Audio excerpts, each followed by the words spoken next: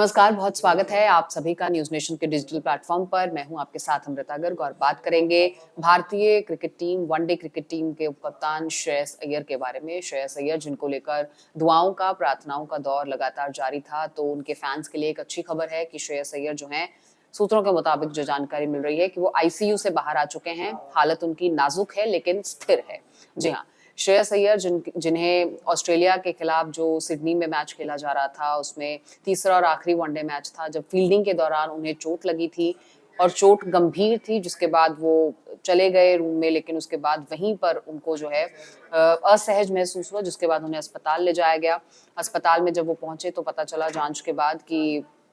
उन्हें internal bleeding हुई है, इंटरनल कट उनको लगा है और ब्लीडिंग हुई है, जिसके बाद उन्हें ली जो है वो रेफर किया गया। उसके बाद उनका इलाज जो है वो लगातार जारी है। बीसीसीआई के डॉक्टर्स भी लगातार इस पूरे मामले को डिटेल में देख रहे हैं और भारतीय विशेषज्ञों की भी इस पर पूरी नजर बनी हुई है। लेकिन श्रेयस अय्यर की हालत की अगर बात की जाए तो अभी स्थिर बताई जा रही है और अगर फैंस की बात की जाए तो लगातार एक वो हेल्थ अपडेट इस पर चाह रहे थे और उपकप्तान की हालत कैसी है, वो कब भारत लौटेंगे, क्या वो खतरे से बाहर हैं। हालांकि पहले उनकी इंजरी काफी मेजर बताई जा रही थी, जब ये तक कहा जा रहा था कि उनकी जान को खतरा है। उसके बाद से ही लगातार जो है वो अय्यर के लिए दुआओं का, प्रार्थनाओं का दौर जो है वो देश भर में जो है वो देखने को मिला और हाल ही में जो मेडिकल अपडेट है उनका वो सोमवार को जारी भी किया गया, जिसमें पूरी डिटेल्स साझा की गई कि 25 अक्टूबर को जो मैच खेला गया, जो तीसरा वनडे था ऑस्ट्रेलिया के खिलाफ सिडनी क्रिकेट ग्राउंड में, उसी मैच के दौरान फील्डिंग के दौरान जब उन्होंने डाइव ली और डाइव लेते हुए वो कैच कर रहे थे, तो उसी कैच में जो है उनको काफ़ी चोट लगी है और इंजरी उनकी काफ़ी गंभीर थी, काफ़ी डीप कट था, इंटरनल ब्लीडिंग थी, जिस वजह से दिक्कत जो है वो काफ़ी बढ़ गई। हालाँकि जब उनको चोट लगी तो उसके बाद ही वो जो पहुँच गए ग्राउंड से चले गए थे, लेकिन अंदर जाकर भी उन्हें जो है वो काफ़ी असहज महसूस हुआ, दिक्कत काफ़ी बढ़ रही थी क्योंकि इंटरनल जो चोट थी वो पसली में उनकी लगी थी और उसके बाद फिर उन्हें जब अस्पताल ले जाया गया, वहाँ डॉक्टर्स ने उनकी चेकिंग की, जब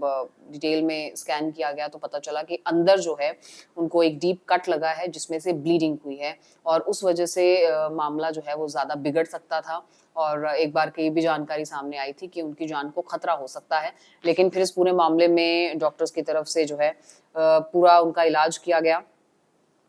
ड्रेसिंग रूम में जब उनको चेक किया गया तो उस दौरान भी काफ़ी दर्द में वो थे और उसके बाद जब उन्हें अस्पताल में इलाज उनका चला, उनकी काफ़ी देर तक वो आईसीयू में भी रहे, लेकिन अब जो है वो रिकवर कर रहे हैं और हालत पहले से बेहतर है, लेकिन अभी भी तबीयत बहुत स्थिर नहीं है और अब जो है वो लगातार फैंस ये भी सवाल कर रहे हैं कि वो भारत वापस कब लौटेंगे। तो अगर उनके जो क्लोज्ड वंस हैं उनकी बात की जाए, फिर चाहे वो अय्यर हों, उनकी फैमिली हो, डॉक्टर्स हों या बीसीसीआई हो, कोई भी इस वक्त रिस्क नहीं लेना चाहता है। तो अगर उनकी ट्रैवलिंग की बात की जाए, फिलहाल ऐसा कोई भी अनुमान नहीं लगाया जा सकता कि श्रेयस अय्यर भारत कब लौटेंगे, क्योंकि अभी यही कहा जा रहा है कि जब तक वो अच्छे से रिकवर नहीं कर जाते और उस मोड में नहीं आ जाते, वो तब तक ट्रैवल नहीं करेंगे। तो अभी फैमिली की प्रायोरिटी, श्रेयस अय्यर की प्रायोरिटी, बीसीसीआई की प्रायोरिटी और जो उनको चाहने वाले हैं, उनके जो करीबी हैं, वो यही चाहते हैं कि भले ही इस प्रक्रिया में वक्त लगे, लेकिन वो जब तक बिल्कुल स्वस्थ नहीं हो जाते और उस मोड में नहीं आ जाते कि वो ट्रैवल कर पाएँ, तब तक उनका सिडनी में ही पूरा जो है वो इलाज चलेगा और उसके बाद ही परिवार का कोई सदस्य जो है मुंबई से सिडनी भी आ पाएगा, क्योंकि अभी जो लोग वहाँ पर मौजूद हैं वो अय्यर की देखभाल में जुटे हुए हैं और जो भी तमाम डिटेल्स उनकी सेहत को लेकर, उनके मेडिकल अपडेट को लेकर आ रही हैं, वो परिवार की तरफ से साझा की जा रही हैं, बीसीसीआई की तरफ से साझा की जा रही हैं और जो सबसे बड़ा अपडेट सामने आया है वो यही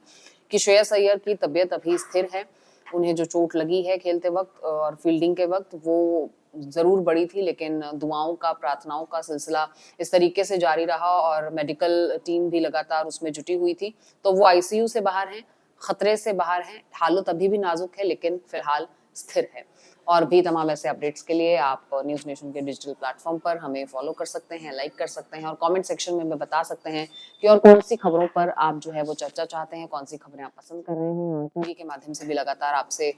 तमाम खबरें जो है आप तक पहुँचाने का सिलसिला जारी रहता है। फिलहाल इजाज़त दीजिए, फिर अन्य किसी मुद्दे के साथ, अन्य किसी टॉपिक के साथ हाज़िर होंगे। नमस्कार।